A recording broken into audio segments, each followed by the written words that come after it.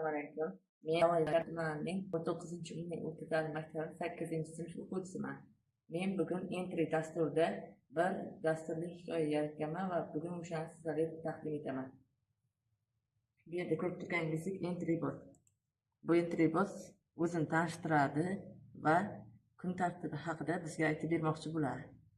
Shunday qilib biz keyin ikkinchi voqelikka o'tamiz. Ya'ni ertalab xiyobonda yuguraman deydi va yugurib boshlaydi. U xiyobonda yugurib ketayotib keyingi sahnaga o'tadi.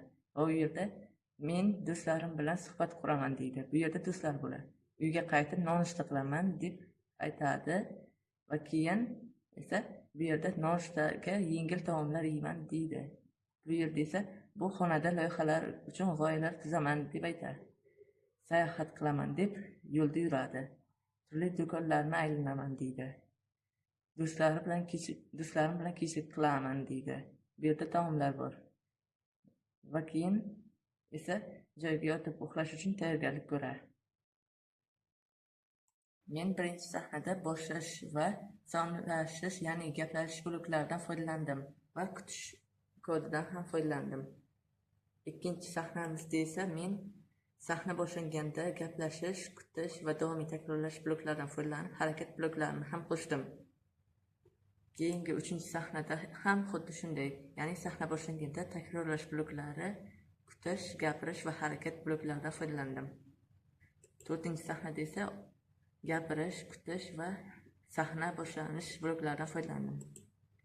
Beshinchi sahnada gapirish, kutish va boshlash bloklari.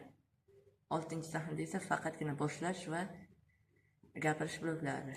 Yettinchi sahnada esa bunga o'xshamaydi, ya'ni boshlash bloklaridan 2 marta foydalanganman va takrorlash bloki bilan kutish, gapirish va harakat bloklaridan ham foydalanganman. 8-chi sahnada esa bor yo'g'i gapirish va boshlash bloklari bor. 9-chi sahnada esa gapirish, kutish va boshlash bloklari mavjud. Tayyorlashimning maqsadim bolalarga kun tartibini samarali o'tkazishni yo'lga qo'yishdir.